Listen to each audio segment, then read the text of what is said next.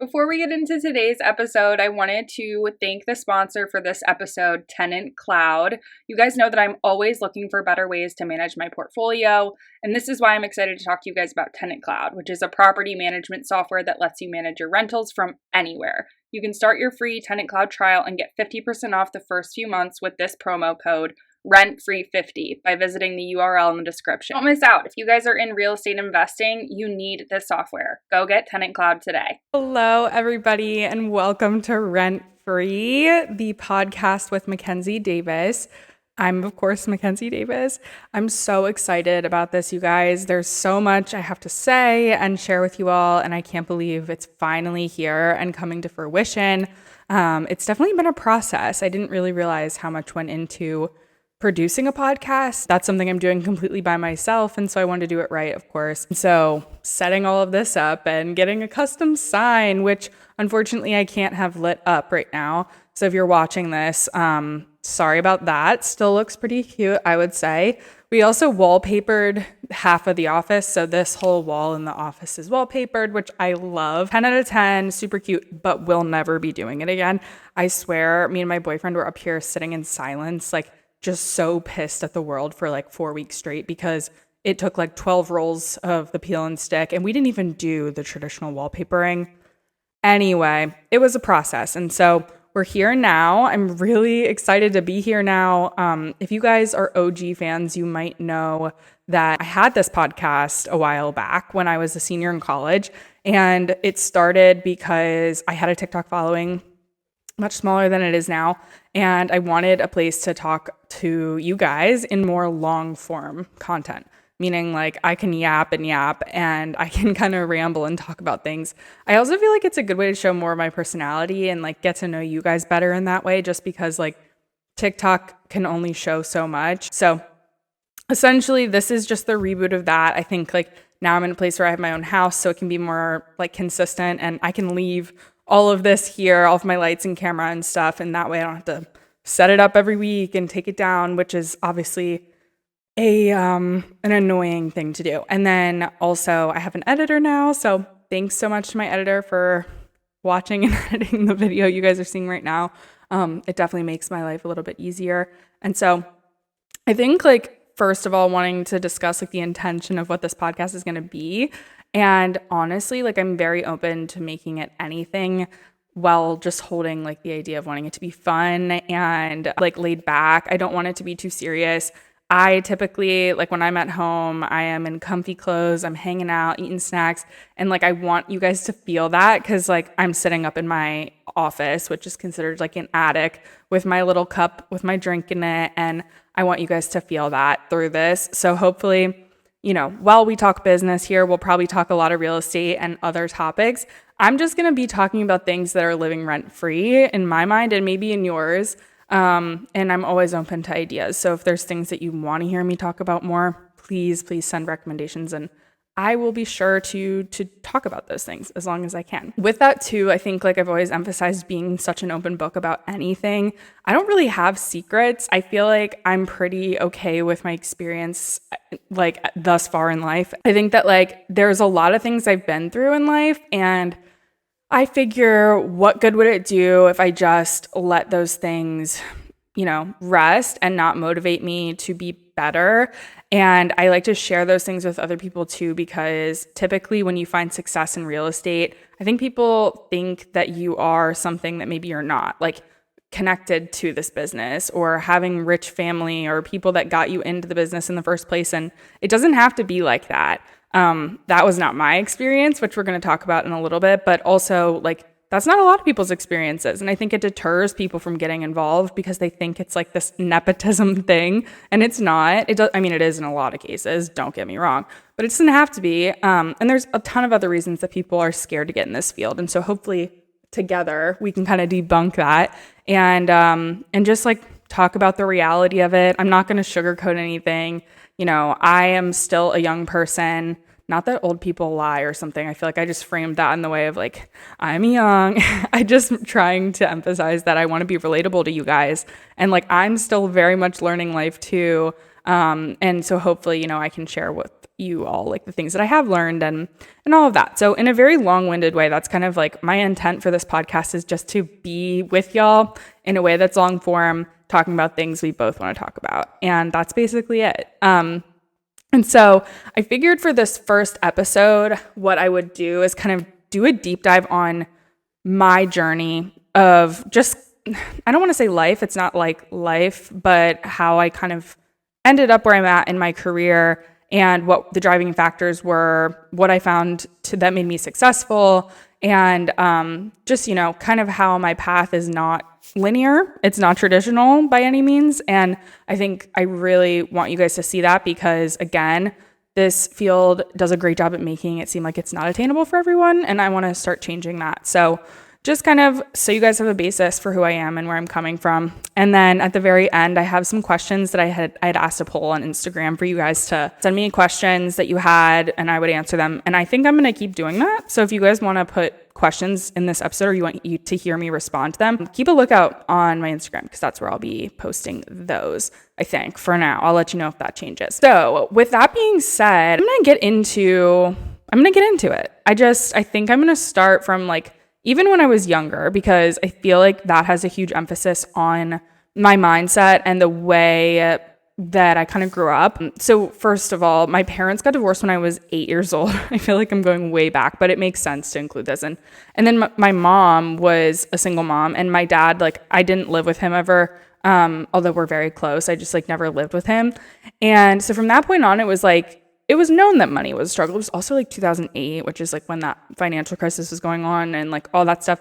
We lost our house. Like a lot of things happened. And growing up, I kind of think I like knew that. Like I was like, okay, finances are a thing for us, right? And I kind of was always trying to work. Like from a very young age, I wanted to find that financial stability and security. I think I was always like kind of craving that. And also just like wanting to buy myself stuff like any kid does. And so when I was like 12, I started babysitting. And even before that, like I would ride around my bike in the neighborhood and like put out flyers for dog walking, or like I would sell candy bars. Like I was doing the most. And I don't know why my parents let me do this, but I would like go around and just try to get money however I could. Of course, offering my services. I probably had a resume in like middle school. Like I was trying hard. Okay. And so it wasn't until I was like 14 that I had my first like real job. And that was working at a deli, and it was in walking distance from my house. Obviously, I wasn't old enough to drive yet. And I was just so excited to have a job. It was the only place around me that would hire at 14 except for the Ritas. But then I heard a lot of creepy things about the person who had like owned the Ritas in my area. And so I was like, I'm just gonna go somewhere different. So I ended up working at this deli for 4 years, and I was like essentially a manager there. It was a small business, so there weren't like traditional roles, but we would basically do everything. Like I had keys at 14. Like I was unlocking and opening the store, and I don't know if that was allowed, but that's how it was working. And so I did that all throughout high school, and I continued to babysit and nanny and do things here and there as well.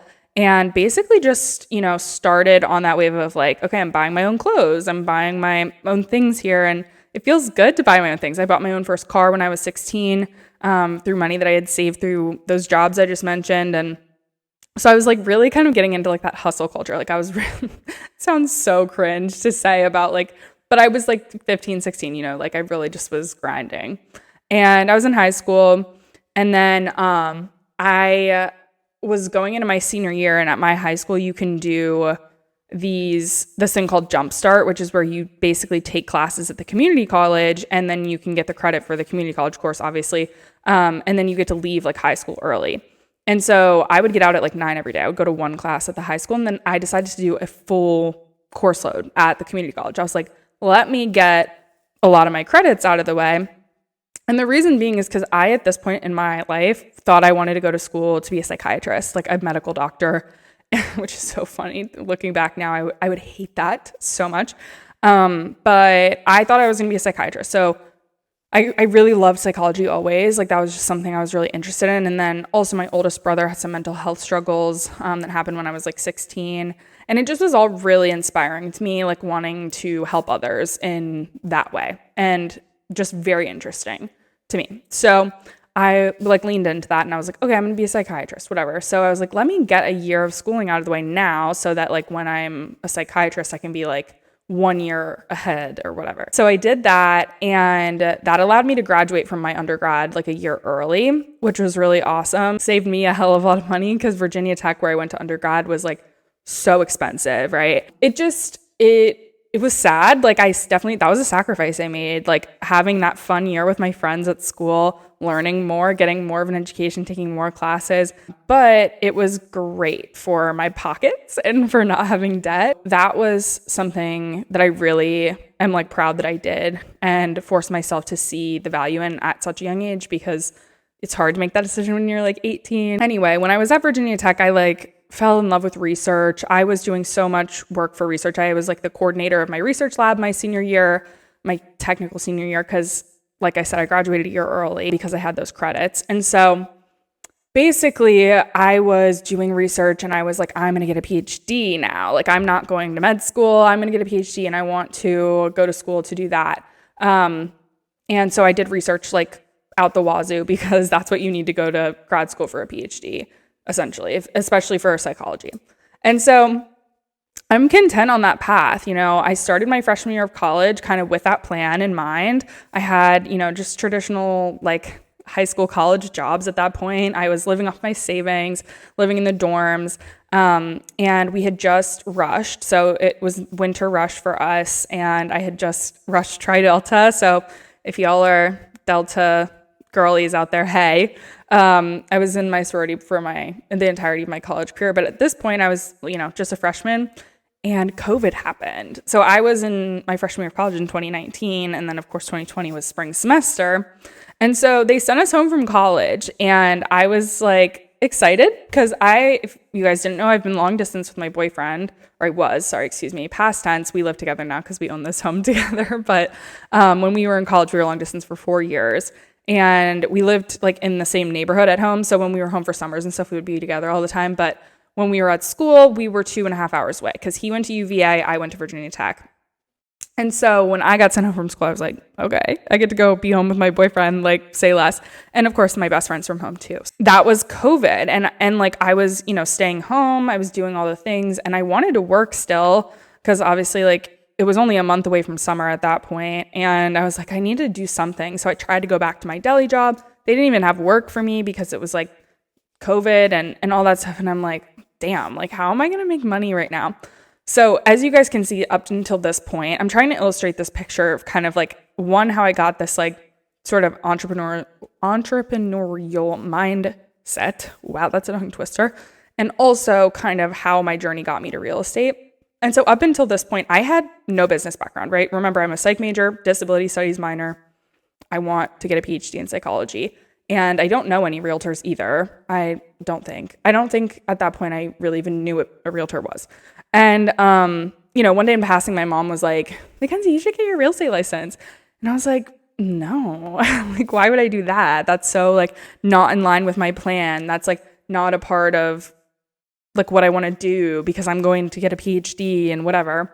And I want you guys to remember me saying that, okay? Put a pin in that thought because I'm going to come back to it. But I thought about what my mom had said for a day or two, and something about me is like I'm a very goal-driven person, very goal-oriented. Like I kind of thrive in that environment. If I don't have goals to work towards, I'm like floundering. I don't know what to do with myself. But if I have like a concrete goal, I'm like, okay, here's what I need to do, and here's how I'm going to do it, and I'm going to do it in the best, most efficient way possible. And so that's kind of how it worked with me for schooling and everything. Like it's really nice to have those steps to climb in that way. And so I started thinking about real estate and I started researching it, and I was like, whoa, wait, like the potential for money here is crazy. Like I learned that, you can make like 2.5% of the purchase price of the home. And I like did the math because my area was expensive. I grew up in Annapolis, Maryland. So very expensive waterfront properties and things like that. And I'm like, wait, if I sold $1 million house, you mean I'd make like 25, how much is that? Yeah, okay, I was right. So for $1 million house, you'd make $25,000. And I'm like, and that's one house, So I started thinking about it and I'm like, wow, okay, well, I mean, what a better time to do this than now? Like I'm home for COVID. I don't have anything else going on this summer. No one's doing anything this summer. So like, let me just bury my head in some books and try this. Like this would be really fun. I was so naive too at the point. I was just like, yeah, it's just going to work and whatever. And so I decided to get my real estate license at that point. And I didn't really care how it fit at the time. I was kind of just like focused on the money making aspect. And then also I knew like for a while I was interested in investing in real estate. I had no idea what that entailed or anything, but I was just like, yeah, it'd be cool to own investment properties, whatever. And so I end up taking my course at the CE shop, which if you guys follow me on TikTok, you've heard me talk about that like nothing else. It was so amazing because it was online and self-paced and like you didn't have an instructor. So I could do as much as I could possibly do in a day. Like I mentioned, goal-oriented, right? So I was wanting to do as much as I possibly could. I did the math and I ended up doing like 7% a day. And that was probably like 4 hours a day-ish. And I was also working, doing other little odds and ends jobs. I had an internship that summer at a private practice for therapy, which is actually where I work now. So it's kind of funny. And I was also training for a half marathon. The reason I say those things is not to be like, haha, I was busy, but to say like it was a lot, but it was doable, right? And so I did 7% a day and I ended up finishing in less than 2 weeks. And then I was able to schedule my pre-licensing exam online. It was proctored, so like someone was watching me through the thing. But I was able to do that, and then I passed that one, and then I had to sign up for state and national. I failed state the first time, and that was actually in person, which was another like hurdle of all of this because of COVID again. And so did that in person, failed, had to take it again. All said and done, like 2 months go by, and I am a licensed realtor at this point, okay? I have no plan, like none. Like I don't know what the hell I'm gonna do. And lucky for me, it was August at that point, which meant I was going back to school. And I went to school in Virginia, so living in Maryland, like I couldn't practice real estate because I was going to school in a different state. So I was like, okay, let's go back to school. And like I had an apartment and, things were starting to go back to normal as far as COVID went. And so I was like, okay, this is gonna be a great year, whatever. But I still wanted to focus on real estate in some capacity. So what I did was like focus on my social media, and not TikTok actually. Like I had not been on TikTok at that point, but I built my Instagram because I kind of thought about it like when I go home and I start trying to do real estate, I don't want it to look like I have nothing to show for myself. And I don't want people to think that I'm like brand new at this. So let's build up the social media. So like if they go looking me up, then they can see that and they can see the posts that I've made and whatever. So I made a plan. I would post 3 times a week. I had 3 different kinds of posts. So one was informational, like about the market or something. One was Wellness Wednesday because I thought it was so cute and quirky. I honestly still kind of post like this. So I don't even know why I'm hating on myself, but Wellness Wednesday, which was for like incorporating psychology into real estate and just like mindset and whatever. And then Fridays were inspo pics. So like something I liked inside a house or like decorations or whatever. And it was usually seasonal and all that good stuff. So those were the posts. I did that pretty consistently for an entire year, like a school year. And then once like April or May rolled back around, I was like, okay, I'm about to start going home. So I need to figure out what the hell I'm going to do because I'm 19. Like my friends are not buying houses. Like I don't think my friends' parents are really going to trust me yet. Cause like also I've never sold a house before. So, that's kind of there. And so I'm like, damn, what do I do right now? I have a mentor. My brokerage required it. And I hadn't even really connected yet with them about like how things were going to work. And then I decided to look up in my Facebook page. So our brokerage has a Facebook page where you like can ask questions or post about showings or whatever.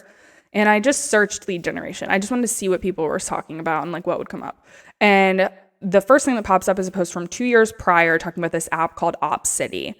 So another thing that if you follow me on TikTok, you've probably heard a lot about. So this was 2021. And the app OpCity is basically an app where like they will send a lead to your phone. It'll pop up just like a notification and it'll say like the budget, where it is, and the time frame. And you have to be the first person to accept that notification. So it's like sent out to all of their partner agents. You have to be the first to accept it. And then once you accept it, they connect you immediately on the phone with that client. So you would get a phone call within like 30 seconds.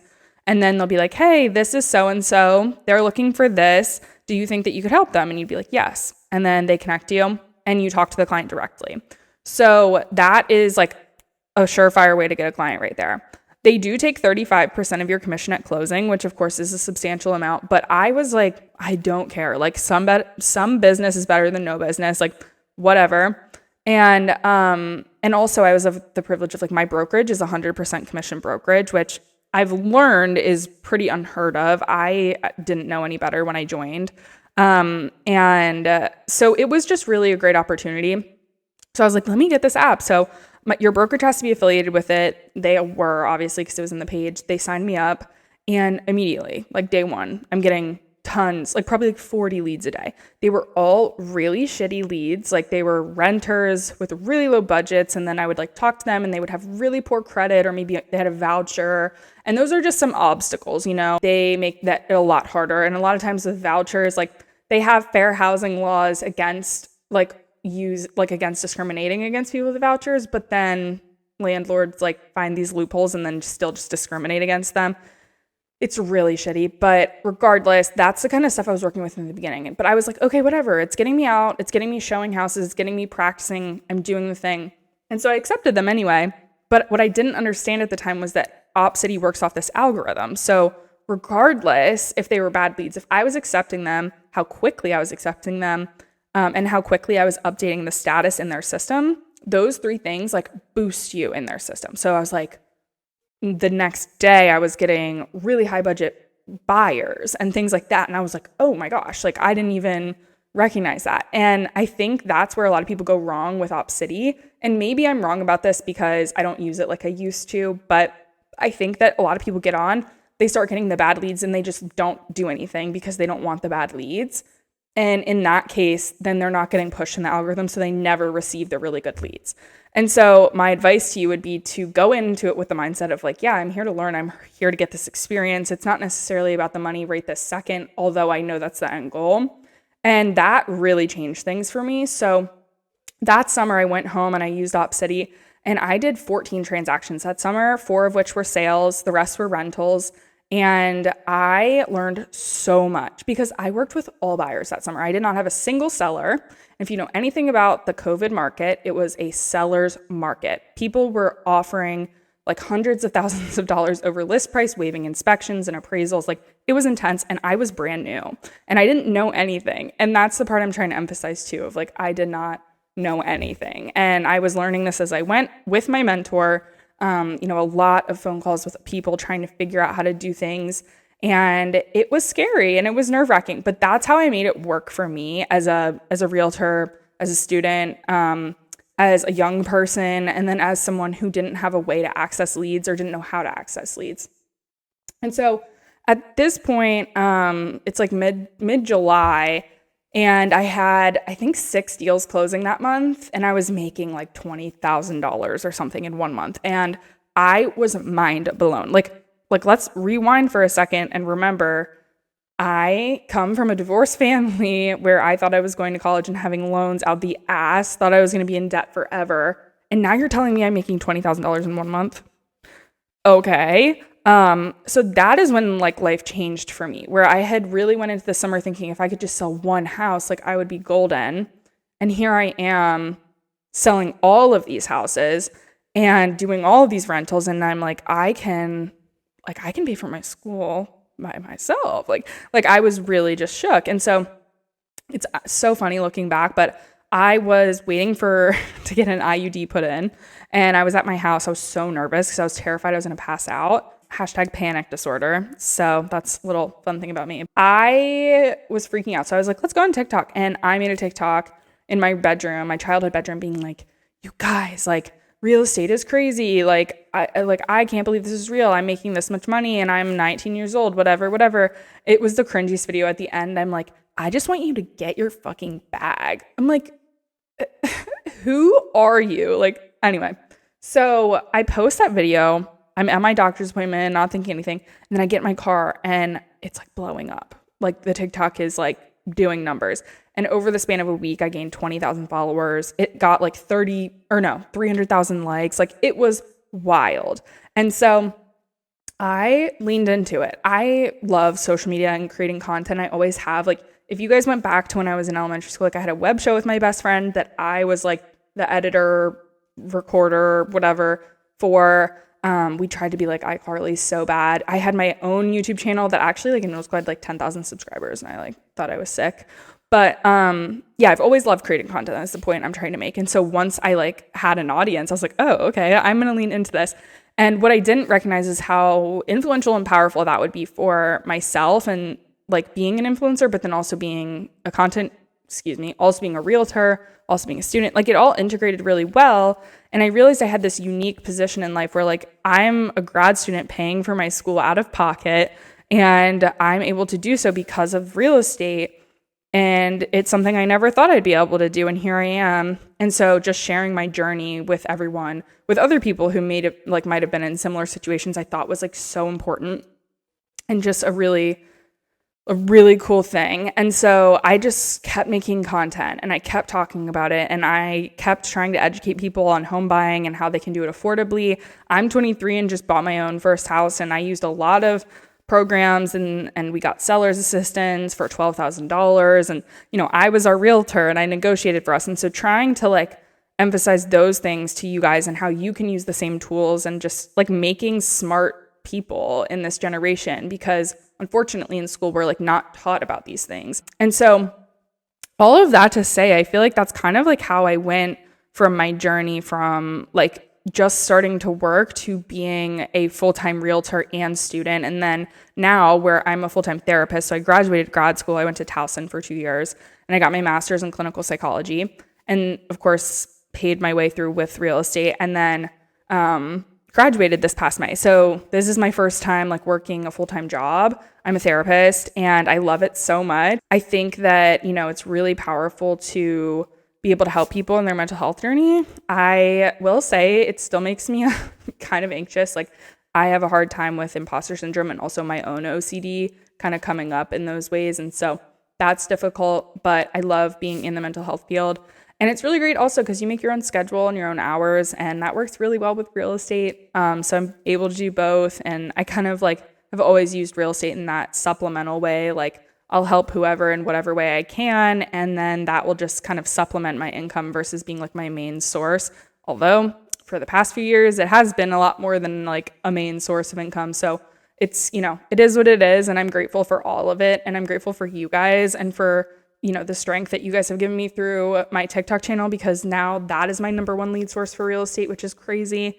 And so hopefully that like sheds light on like my journey. And if you remember when I said to put a pin in the topic that we were talking about before, I was saying how like I didn't see how real estate fit into my journey and how it aligned and how that would make sense. And coming to this point where I'm at now, and I look back on it, I'm like, wow, what I would have missed had I not done real estate for the reason that it didn't fit into my plan. And like now looking at this sort of eclectic job situation that I have, like I make content, I'm a realtor, I'm a therapist. Those things connect in their own ways, but they're really their own separate entities. And I love it. And I love it because I don't get burnt out in one area. I love it because it gives me a lot of different fields. One that's very emotional and very like human focused, and another that is, I mean, in a way human focused as well, but business focused, negotiating, rigid, all of those things. And then you have content creation in the middle, which is like can be whatever I want it to be and allows me to be creative and play and do the things humans are like meant to do. And I think that's really, really fucking cool. And like I would have never thought that when I was a 19-year-old getting into this, and I would have never understood that progression and how these things intertwine. But all of this to say, like, you can't let yourself stop yourself from doing something because of that, or because it doesn't, you know, I don't know. It's just, I always say this, like life is way too short to not do and try everything that you love. Like, why can I not have a cricket business alongside being a physician just because the world says that doctors work in science and like, that's the box that they're in? No, make your freaking Etsy shop. Like, go sell goods at a bakery. Like, I don't care. Like, have fun. And also, like, if you end up doing it and you hate it, it's a great thing because we have free will. Life is like so fluid and things are not permanent. And yes, things cost money, and that is a big part of this. But if you have the ability to try things why not? And so I think that's kind of where I want to leave this episode as far as like the main talking portion. I'm definitely still going to answer the questions, but just wanting to have you guys and I on like the same page as far as where I come from. Also hoping that you guys see some of those therapist qualities coming through, because I really want this to be like a comforting environment for y'all and like a place where you feel like you can grow and learn and like not feel judged, because I know being a new realtor or being new in anything is so tough. And it feels like you're dumb, and I promise you're not.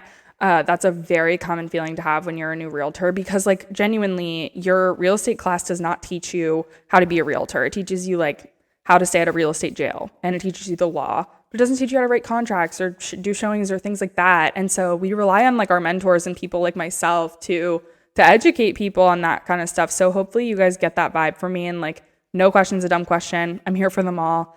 And without further ado, I guess I'll just get into the questions that you guys had, and we'll see how many we can answer. Well, the first question that we have is, what study method would you say is the most efficient for pre-licensing courses? I think like this is a really great question, especially because for me at least, and of course studying is subjective. Like I'm sure the way that I did this would not work for some people, but I was always like a note taker, like in college and undergrad. Like I am a note taker. I am the girl with the highlighters and colored pens and tape and all of that crap. And so when I started taking my real estate class, I started doing the same thing, but it was so much information to the point where I recognized like, okay, there's no possible way that I can study for this the same way that I do other things, because it's just too much information. And so what I ended up doing instead was just basically reading everything. I wasn't taking notes. And then if I saw something that wasn't like common sense or that I thought was confusing, I'd make flashcards out of it. And then I would take practice exams and I'd do that again. I'd make flashcards out of the stuff that was confusing or that I got wrong. And then by the end, I had all these flashcards just hyper focused on the stuff I didn't know or didn't get right. And then when I finished my course, I had like 1,000 flashcards I could use to study. And so I kept taking practice tests, kept making flashcards, kept studying the flashcards. And that was the thing that I found the most helpful because of like repetition. Like it was just so much repeating of information that was really just solidifying it in my brain. And even then I failed my state exam the first time. So maybe that wasn't the best method. I don't know. But that's what helped me. And that's how I ended up passing at the end of the day. So I hope that helps in some way. The next question is, any plans on changing up your business based on coming changes? So this is in reference, I'm assuming, to the NAR settlement, which basically says that buyer agency commissions are no longer guaranteed to be paid by the seller, and that they're no longer being disclosed on the MLS. So as a buyer's agent or someone who's mostly been a buyer's agent in their career, this means that I no longer know off the bat how much the seller, if at all, is going to be paying my commission. Now, in Maryland, the seller was never required to pay the commission, so that doesn't change very much for us, although it was the standard for them to do that. And so what's happening now is we're seeing a lot of sellers being like, oh yeah, fuck the buyer's agent, they're going to pay for that, whatever. But then they have all these buyers coming who are already broke, because how can you buy a house in the market like this, like as a young person? I just did it, by the way. It's very possible. I'm just saying it's definitely harder for people. But it's just a tough market. And so now you're saying, here's another thing that's going to make this harder for buyers. And so I don't think that the people who are selling their houses that way are going to see positive results. And then they're going to decide, okay, I'm going to offer a commission now. And that's how I foresee this going. Although I know some people probably will get their way, whatever. So I just had this conversation with one of my buyers for the first time, and it was like a 10-second conversation. I explained everything to them, and then they were like, oh yeah, no worries. If the seller isn't covering it, we'll pay it. We want you to be paid at the end of the day. It was very sweet of them. I would hope that people would have that impression, just because like it is a service I'm providing them, but I'm also okay if they're going to say, hey, I'm not doing that. That's fine. But good luck trying to find a realtor that like isn't going to have the same thing in this now market with the new updated law. So it's just kind of like one of those shitty things that I don't think is necessary, but at the same time, it's what we have to do. So that's what we're going to do. I'm not really changing any of my business strategy because I don't foresee it like impacting things very much. Okay. How do you balance being a realtor and a therapist? So both jobs are like work on your own time, like make your own hours and schedule kind of jobs, at least the two places that I work. So my brokerage has always been like that. Same with my practice, the private practice that I work at for therapy. So I have I work 4 days a week in therapy, Monday through Thursday. I have one virtual day, I have 3 in-person days, and I have 1 evening day. The other 3 days are in the morning. And so I'm done by like 2 at the latest. And then the one day I start at 2 and I go to 7. So I have one day where I'm in the morning, I have that free. And then the other days I have the evenings free. And then I have 3 days off. Wow, that was like a jumble of everything. But all of that I'm trying to say is like I have space to fill real estate in those gaps in whatever way I need to. And then if I have to shift my schedule at all for anything in either regard, I can. So it's really nice. I have the privilege of having both of those schedules be up to me. And yeah, so that's how I balance it mostly. I'm scared to start real estate because I feel like I'll feel lost. Any advice? So first and foremost, you probably will feel lost. And I just want to put that out there because everyone does. And it's okay. When I was just explaining that real estate is a job that you go through the course and you don't know how to do your job by the end of it because you're learning the law. So that's why everyone feels lost when they start, because they're like, well, shit, I did not learn this in my class. And that's why having mentorship is so important. I always say, like, whether it's coming from Facebook or maybe one of those bigger, like traditional famous mentors, or maybe it's through your brokerage, like mine was. It doesn't matter, but having someone there that's able to hold your hand and walk you through all of the basic real estate things is so important. I always say, like, why would you try to do something like that on your own and struggle through it when there's people who've done it time and time again and can just like help you do it? And of course, expect to like pay them some sort of commission or flat fee or whatever it is, because that their information is valuable as well. But usually it's only for your first 3 deals or something like that. So just something to consider. I think that was really helpful for me in not feeling like a dumb idiot from the beginning. So I highly recommend. Alrighty. So last question here. Did you know any personal real estate agents or in the realm of real estate before? So this is something I did kind of already answer, but no, sorry. I did not know anybody. And I think my cat's going to join us. You guys will definitely be seeing a lot of her because she loves this chair that I sit in for this. So we'll be hanging with her quite often. But essentially, what I was going to say is that I was naive getting into this business. I think that if I really knew everything that it was going to take and all of the things I would learn and experiences I would have, I think I would have been more scared to do it. But looking back, I wouldn't change a thing, obviously. And I think that was really great for me going into this business because I thought it was going to be something different than it was. And I'm just really lucky that it worked out in a different way. But I didn't know anybody and I didn't have any connections. And everything that I have now is from my own forging of my own path. And so it's possible. And that's kind of, again, the theme of this episode is there's a lot of different backgrounds you can come from with a lot of different experience levels. And you can still make a huge impact in this field and still have an incredible career. It takes hard work and it takes time and effort and repeated effort, even when you fail. And that's what makes this hard, but that's why it's a business. And so I think that's where I'll end this video. Like I said, if you guys have questions for future episodes or things you want me to talk about, feel free to message me on Instagram. It's Mackenzie Davis _realtor. It'll be linked down below as well if you're watching on YouTube. You guys can find this podcast every Friday on Apple Music, Spotify, all your streaming services, and then it'll also be uploaded on YouTube for the video format. So I am so pumped to see you guys there. I hope you enjoyed this first episode, and I hope that you feel like, we know each other a little bit better at this point. But yeah, I look forward to seeing you next week. I love you all so much, and I hope you have a great weekend. Okay, bye.